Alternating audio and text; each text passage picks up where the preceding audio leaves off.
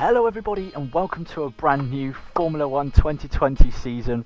I'm here, JD Garley, with a brand new career mode season in Formula 1 2020 My Team. Now this is going to be an amazing series. I cannot wait. We will be competing alongside my fellow YouTuber Morris Pace, and we're going to try and beat him. We're going to try to do better than him in the season, and I think it's going to be very fun. Now we are going to be called JD Garley in the game. My initials will be JDG. We're going to take the car number 51 because it's actually my lucky number, and I don't know. I thought it would be fitting. No one else has taken it, so why not? And if we do win the championship, I have opted to take the number 1 spot and take number 1. Like the good old days. Now, I've been thinking about what I should call my team. And I'm not actually going to give it away. I'm not going to give it away, and we're going to leave it here. Right?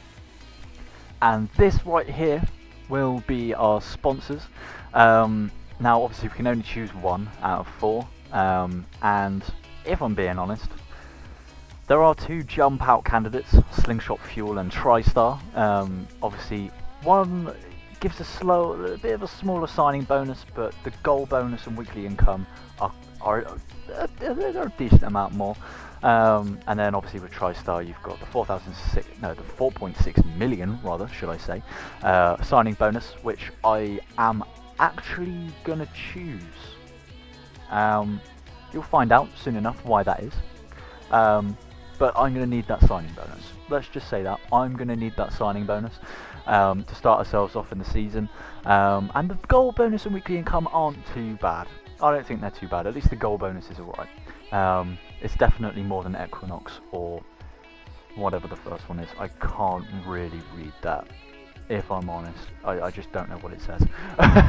But anyway, yeah, we will be choosing TriStar for this series. And hopefully that can help us out a little bit, you know. That little signing bonus will help us out nicely. Now we move on to drivers.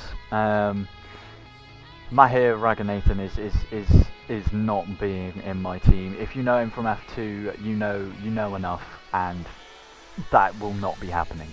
So we're going to need to choose someone a little bit more expensive, unfortunately. However, all the drivers on this page, I just don't think they're quite it.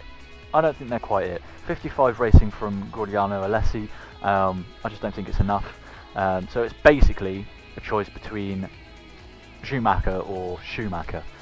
So I will in fact be choosing Mick Schumacher for my driver, because I can't afford anything more than that. 2 mil for Nick de Vries. I really wish I could have. But I just can't afford it. And in actual fact, Nick de Vries' racing and pace stats are worse than Mick Schumacher's anyway. So Guan Yu Zhu would technically have made a better choice. But obviously he cost 1.5 million, and I can't afford that. You don't know why yet, but you will know. So we are going to be choosing Mick Schumacher for our second driver. Hopefully he won't be too bad. He'll maybe pick us up a couple of points across the season. And it's a good foundation for what hopefully is a very good, entertaining and challenging season. It's jam-packed full of good results, I hope. And plenty of points throughout the season so we can get our sponsor bonuses and climb ourselves up the table of Formula 1 and become Constructors Champions and Drivers World Champions at some point in the near future. Now then, obviously we have to choose ourselves a calendar. I'm going to be going with 16 races, because I believe that some of these tracks just aren't very entertaining, shall we say. We've got the likes of Hungary and France, and Abu Dhabi. I just don't think they're very interesting tracks. There's not really a lot of action during the races, and qualifying's not usually that tight.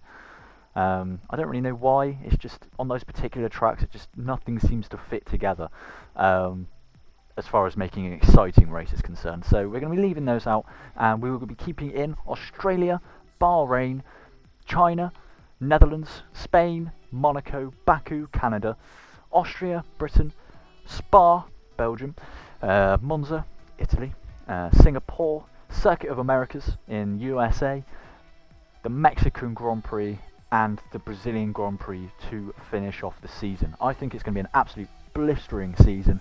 I cannot wait to get started. I honestly cannot wait to get started. So let's get into HQ. So then here we are in the team headquarters, ready for round 1 of 16 at the Australian Grand Prix. Now obviously, as you may or may not know, there is an interview process at the start of every My Team career. So let's listen in to Jeff, or whatever his name is, and see what's going on, shall we? Let's watch the interview. Hello folks, and welcome to the HQ of Formula One's newest team. We've been invited backstage to gain an exclusive insight into what could be one of the most exciting entries in the sport for many years. Now, we've seen a number of new teams enter the sport over the last decade, amongst their number Manor, Caterham, HRT and of course Haas. And while some have proved to be successful, others have morphed into different teams and some have disappeared completely. What marks this team out, though, as being something different is that its owner is also its driver. There's a rich history of that in Formula 1 too. Sir Jack Brabham, John Surtees, Graham Hill and Bruce McLaren all drove their own cars in the sport, but it has become increasingly rare in recent years.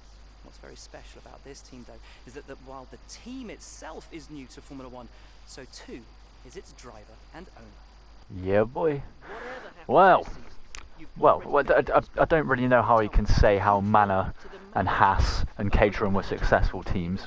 But let's have a look at the question. Whatever happens this season, you've already made the history books. Tell me, do you feel up to the mammoth task of both managing and driving for a Formula 1 team? I won't lie, it's been a lot of work and there's even more to come. But I wouldn't have taken on the task if I didn't believe in myself and the team. Nothing easy is worth doing. I live for challenges like this, and this isn't about me, this is about my team, and I'm 100% behind them. Together we are unstoppable. I'm going to go with this one because it would be a lot of hard work, and if you don't believe, there is no point. You know, there's just no point if you don't believe. But what was it that drew you to your teammate? What was it that drew me to my teammate? The fact that he's Mick Schumacher. Yeah, we'll go with their skill set really suits our team. Because we know he's going to be quick eventually, just maybe not very, very start. Who are we aiming to beat? Now, from the bottom we've got Williams, Haas, Alfa Romeo. I think Alfa Romeo are below Haas, and then we've got AlphaTauri as well. So it goes Williams, Alfa, Haas, and then AlphaTauri. I think we bite the bullet and we just go AlphaTauri. Let's go big. Let's go big. Let's prove that this car is going to be absolutely immense. Now, this is something that I will be focusing on because our engine is going to be very, very good. We're going to have a very good engine because it's Mercedes and it's the quickest on the grid. So, what I'm thinking is we are going to balance it out a little bit and just mention our chassis and mention our downforce a little bit and just let them know that it's all good. How are you planning to catch up to them? How are I planning to catch up to them? So this is chassis, this would be drivetrain, this will be there we go, downforce, perfect. Right, we need to even it out as much as possible. How have you ensured that your car can take advantage of each opportunity that comes your way? Well, what can I say? An incredibly light car helps you through the corners. Finally, which of your new departments are you most proud of? And then we're going to go for aerodynamics. So our chassis and aero departments should be top notch. And of course that means that we're not going to have to rely on any powertrains either. And quite often when you start off a brand new season, in my team, the aero and chassis departments are very, very important. So we are going to be focusing on those quite a bit. Obviously we'll have to focus on durability as well because we can't have a car that's going to be braking all the time. And obviously we're going to have to tweak our powertrain as and when we need to. Obviously you don't know what the powertrain is yet. But next episode you will find out. But anyway, that has been me, JD Garley. I hope you guys have had an absolutely brilliant time watching this first episode of Formula 1 2020. and I hope you have a very good rest of your day. Obviously, I know COVID's going around, and I know everyone's having a rough time, so I hope you're having a good day. Obviously, we'll be revealing the car next episode. We will be driving, qualifying, and racing the Australian Grand Prix. We'll be going through our activities, facilities, and R&D. We'll look through the corporate and the business side of it all, and we'll go through everything in much more detail, and I cannot wait for you guys to be a part of it and see what's going on. But anyway, yeah, this has been me, JD Garley. I hope you have enjoyed. Obviously leave a like if you haven't already, subscribe if you are new, and I will see you very soon.